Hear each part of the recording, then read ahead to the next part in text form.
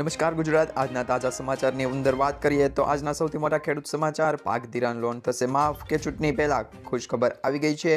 PM મોદીની વધુ એક ગેરંટી અને મિત્રો એલપીજી સિલિન્ડરના ભાવમાં વધારો, તો 25,000 રૂપિયાની સહાય મળશે તમને અને હોળી પહેલા બોનસની જાહેરાત કરવામાં આવી છે। તો મિત્રો રાશન કાર્ડ ધારકો આપી દેજો ધ્યાન અને મિત્રો એક કાર્ડ બનાવો અને 2 લાખ રૂપિયાનો ફાયદો લઈ જાઓ। 31 તારીખ પહેલાં કરી લેજો આ કામ। આજથી શરૂ થશે, ખુશખબર આવી ગઈ છે સરકાર દ્વારા। ખેડૂતો માટે સારા સમાચાર આપ્યા। પાન કાર્ડ, આધાર કાર્ડની માહિતી, 10 વર્ષના આધાર કાર્ડના ફેરફાર, પેટ્રોલ ડીઝલ સસ્તું થવાનું, હોળી, ચૂંટણી, આ તમામ સમાચાર।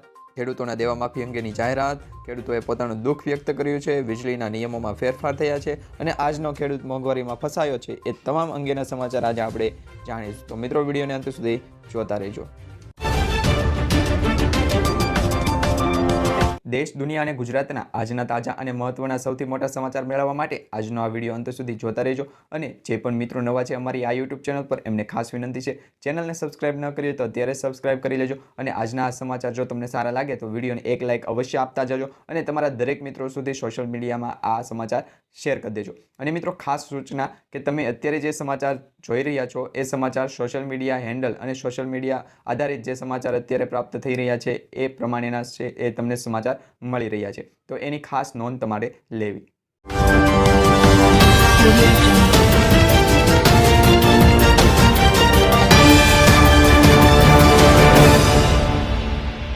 મિત્રો આજના સૌથી મોટા સમાચારની શરૂઆત કરીએ તો આજના સૌથી મોટા ખેડૂત અંગેના સમાચાર છે, જેમાં અમરેલી જિલ્લામાં મોટાભાગના ખેડૂતો દ્વારા કપાસ, મગફળી, સોયાબીન, ઘઉં, ચણા તેમજ તલ, સફેદ અને કાળા તલનું વાવેતર કરવામાં આવ્યું હતું। સાવરકુંડલા યાર્ડમાં મોટી મગફળીના 1311 રૂપિયા ભાવ રહ્યા હતા, તો સાવરકુંડલા માર્કેટિંગ યાર્ડમાં કપાસનો ભાવ 1500 રૂપિયાથી 1702 રૂપિયા સુધી પહોંચ્યો હતો। આજે કપાસની 1500 મણની આવક નોંધાઈ હતી। આ સિવાય સાવરકુંડલા યાર્ડમાં ચણાની જંસનીની હરાજી કરવામાં આવી હતી અને ચણાનો ભાવ 1100 રૂપિયાથી લઈને 1300 રૂપિયા બોલાયો પણ હતો। ત્યારબાદ મિત્રો પાક ધિરાણ લોન થશે માફ કે નહીં, તો સરકાર દ્વારા શું અત્યારે સમાચાર આપવામાં આવી રહ્યા છે? તો મિત્રો સોશિયલ મીડિયા અંતર્ગત જે માહિતી મળી રહી છે એમાં ગુજરાતના દરેક ખેડૂતો માટે પાક ધિરાણ લોનને લઈને આવ્યા છે મહત્વના સમાચાર। ખેડૂતોએ લીધેલી લોનની નવાજૂની કરવા માટે ખેડૂતો પાસે કેશ પેમેન્ટ માંગવાની બદલે ડાયરેક્ટ બેંકમાંથી ઓટો રિવ્યૂ કરી આપવામાં આવે તેવી ખેડૂતો દ્વારા માંગ કરવામાં આવી છે। ખેડૂતો બેંકના લોનના પૈસા ભરવા માટે બહારથી પૈસા વ્યાજવા લાવી અને લોનના પૈસા ભરે તો એમના માટે બોજો છે એ વધતો રહે છે, જેથી ખેડૂતોને ઓટો રિન્યૂ સુવિધા આપીને ખેડૂતોને થોડી રાહત આપવામાં આવે તેવી ખેડૂતોમાં અત્યારે માંગ પણ ચાલી રહી છે। ત્યારબાદ મિત્રો ચૂંટણી પહેલાં ખુશખબર આવી ગઈ છે। લોકસભાની ચૂંટણી 2024 પહેલાં ભારતીય રેલવે બોર્ડ જનરલ ટિકિટનું ભાડું ઘટાડી દીધું છે। હવે જનરલ ટિકિટને લઈને 50 કિલોમીટર મુસાફરી કરવા માટે ફક્ત 10 રૂપિયા ભાડું આપવું પડશે, જેના માટે પહેલાં 30 રૂપિયા આપવા પડતા હતા। રેલવે બોર્ડે તાત્કાલિક પ્રભાવથી આદેશ જાહેર કર્યા છે। રેલવેએ કોરોના કાળમાં લોકલ ટ્રેનોને એક્સપ્રેસ ટ્રેનો તરીકે નામિત કરી દીધી હતી। સામાન્ય ટૂરનોના સંચાલન બંધ કરી દીધા હતા, તેના કારણે તેના ભાડામાં પણ 10 રૂપિયાથી લઈને 30 રૂપિયા સુધીનો વધારો થઈ ગયો હતો। એક્સપ્રેસ ટ્રેનોનું સૌથી ઓછું ભાડું 30 રૂપિયા છે, હવે ફરીથી તેને સામાન્ય ભાડું કરી દેવામાં આવ્યું છે। ત્યારબાદ મિત્રો પીએમ મોદીની વધુ એક ગેરંટી, વડાપ્રધાન નરેન્દ્ર મોદી સાહેબ દ્વારા થોડા દિવસો પહેલાં પીએમ સૂર્યઘર મફત વીજળી યોજનાની જાહેરાત કરી દેવામાં આવી છે। આ યોજનાને હવે મંજૂરી પણ મળી ગઈ છે। કેન્દ્રીય મંત્રી અનુરાગ ઠાકુરે કહ્યું છે કે આ યોજના હેઠળ 1 કરોડ ઘરોને 300 યુનિટ મફત વીજળી મળશે અને વાર્ષિક 15,000 રૂપિયાની બચત થશે, જેમાં સરકાર 2 કિલોવોટ સુધીનો સોલાર પ્લાન્ટ માટે 60% સબસિડી આપશે। ત્યારબાદ જો 1 કિલોવોટ વધુ વાપરવાની થશે તો 40% સબસિડી આપવામાં આવશે। દરેક પરિવારોને સોલાર પ્લાન્ટ લગાવવા માટે લગભગ 78,000 રૂપિયાની સબસિડી મળશે। આ યોજના માટે 75,000 કરોડ રૂપિયાનું બજેટ પણ મંજૂર કરવામાં આવ્યું છે।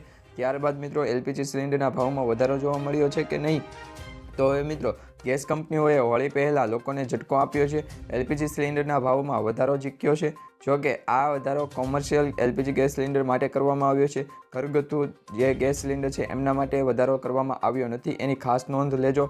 દેશના વિવિધ શહેરોમાં 19 કિલો કોમર્શિયલ એલપીજી સિલિન્ડર આજથી 25.50 રૂપિયા એટલે કે 25.5 રૂપિયા મોંઘો થઈ ગયો છે, જ્યારે 14 કિલોગ્રામનો જે ઘરેલું જે એલપીજી સિલિન્ડર છે એમની કિંમતમાં કોઈ પણ ફેરફાર થયો નથી। દિલ્હીમાં 19 કિલો કોમર્શિયલ એલપીજી સિલિન્ડરના ભાવ હાલમાં 1795 રૂપિયા થયો છે। હવે મિત્રો 25,000 રૂપિયાની સહાય મળશે, તો નમો સરસ્વતી યોજના દ્વારા ગુજરાતના વિજ્ઞાન પ્રવાહમાં અભ્યાસ કરતા વિદ્યાર્થીઓને પ્રોત્સાહન મળશે। આ યોજના થકી વિજ્ઞાન પ્રવાહમાં અભ્યાસ કરતા ગરીબ અને મધ્યમ વર્ગના વિદ્યાર્થીઓને કુલ 25,000 રૂપિયાની સહાય કરવામાં આવે છે. અને જણાવી દઈએ કે મિત્રો, વિજ્ઞાન પ્રવાહના અભ્યાસક્રમમાં શિક્ષણને પ્રોત્સાહન આપવા માટે નાણામંત્રી કનુભાઈ દેસાઈએ પણ બજેટ 2024માં આ યોજનાની જાહેરાત કરી હતી. મિત્રો, હોળી પહેલાં બોનસની જાહેરાત કરવામાં આવી છે. કુંવરજી બાવળિયાએ કહ્યું છે કે કેન્દ્ર સરકાર દ્વારા આ પોષણક્ષમ ભાવો નિયત કરવામાં આવ્યા છે. આ ઉપરાંત ખેડૂતોને પ્રોત્સાહન મળી રહે તે હેતુથી રાજ્ય સરકાર દ્વારા ઉનાળુ બાજરી તથા જુવારની ખરીદી માટે પ્રતિ ક્વિન્ટલ 300 રૂપિયા બોનસ પણ જાહેર કરવામાં આવ્યું છે. કેન્દ્ર સરકાર દ્વારા નક્કી કરેલ લઘુત્તમ ટેકાના ભાવ MSPના ભાવે વેચાણ કરવાની ઈચ્છા ધરાવતા ખેડૂતોએ રાજ્ય સરકારના FPP એટલે કે ફાર્મર પ્રોક્યુરમેન્ટ પોર્ટલ પર ફરજિયાત ઓનલાઈન નોંધણી કરાવવાની રહેશે.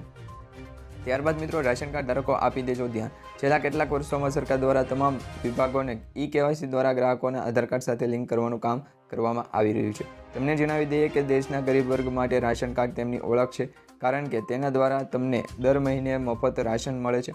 પરંતુ તમને જણાવી દઈએ કે સરકાર હવે સ્પષ્ટ કરી દીધું છે કે જે લોકોએ હજુ સુધી પોતાના રાશન કાર્ડને આધાર કાર્ડ સાથે લિંક નથી કરાવ્યું તેમનું રાશન હવે બંધ કરી દેવામાં આવશે. એટલે કે તેવામાં તમામ લોકોને હવે મફતમાં રાશન આપવામાં આવશે નહીં.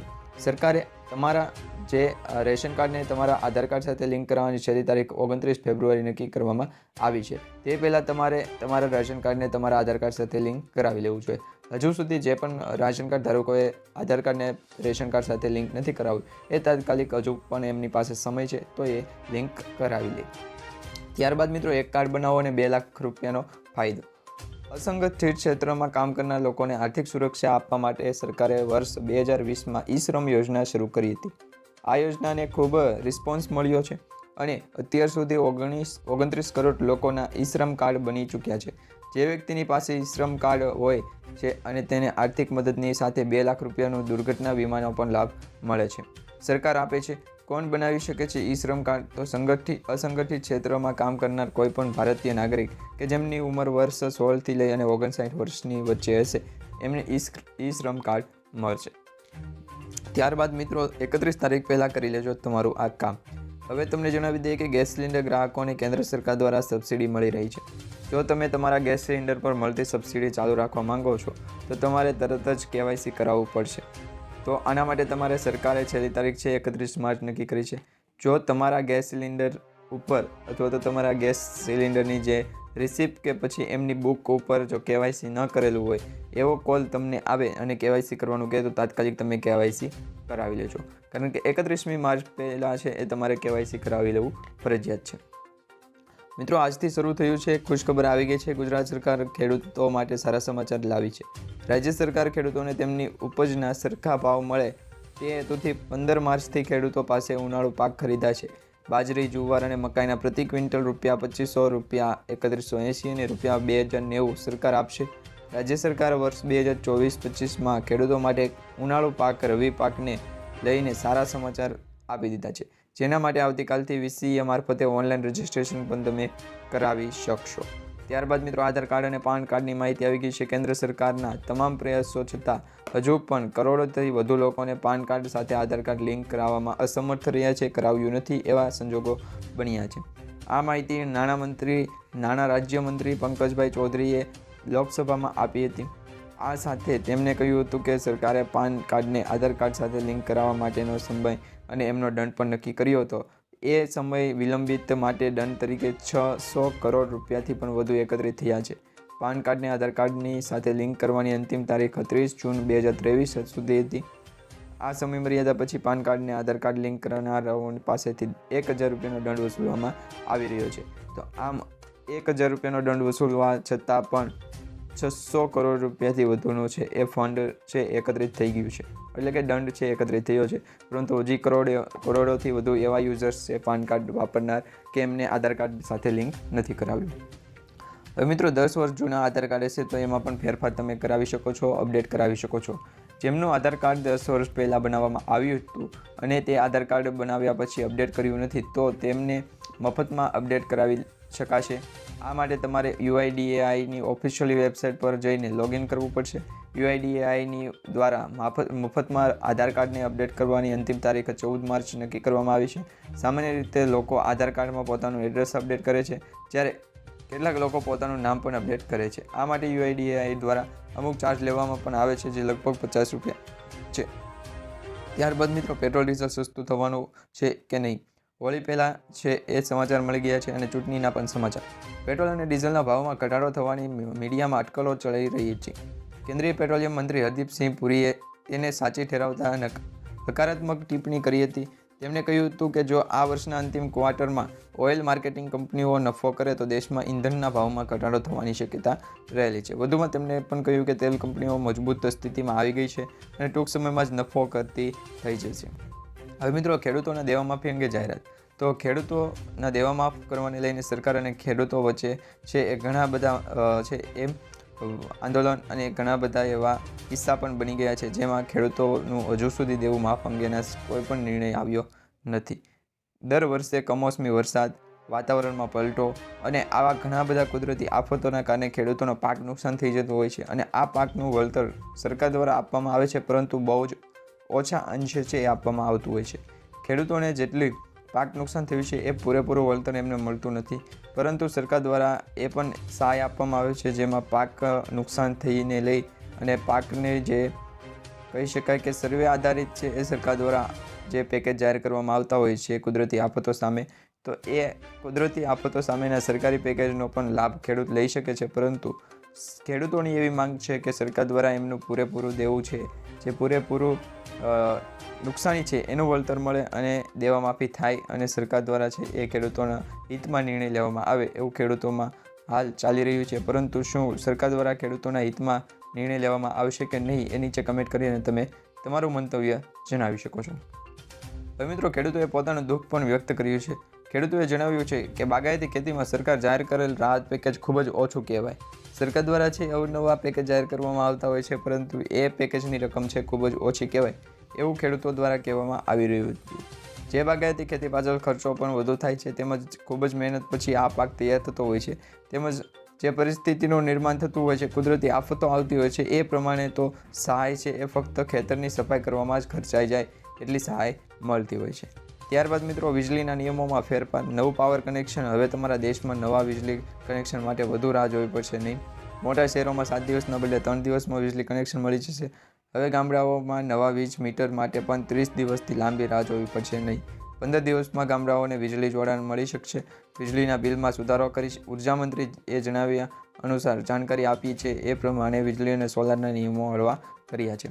અને મિત્રો, આજના અંતિમ સમાચાર વિશે વાત કરીએ તો આજનો ખેડૂત મોંઘવારીમાં ફસાયો છે. 2 વર્ષ પહેલાં મગફળીનું બિયારણ 1000 થી 1200 રૂપિયા મળતું હતું, જે આજે ડબલ થઈ ગયા છે, 2200 થી 2400 રૂપિયા પહોંચી ગયું છે. તે જ રીતે 2 વર્ષ પહેલાં 1 એકર જમીન ખેડવાના રૂપિયા પ્રતિ કલાકે 800 રૂપિયા હતા, જેમાં પણ ભાવ વધારો છે એ જોવા મળી રહ્યો છે. એટલે કે એ 800 રૂપિયાના જગ્યાએ 1200 રૂપિયા છે એ જમીન ખેડવાના પ્રતિ કલાકે છે એ ભાવ લેવામાં આવી રહ્યો છે. જેમ મોંઘવારી વધતી જાય છે, ડીઝલ પેટ્રોલના ભાવમાં પણ વધારો થતો જાય છે, એમ ખેડૂતોને પણ જો ખેતી કરવી હોય તો એમાં જે વપરાતા સાધનો, બિયારણ, એમાં પણ મોંઘવારીનો સામનો કરવો પડશે.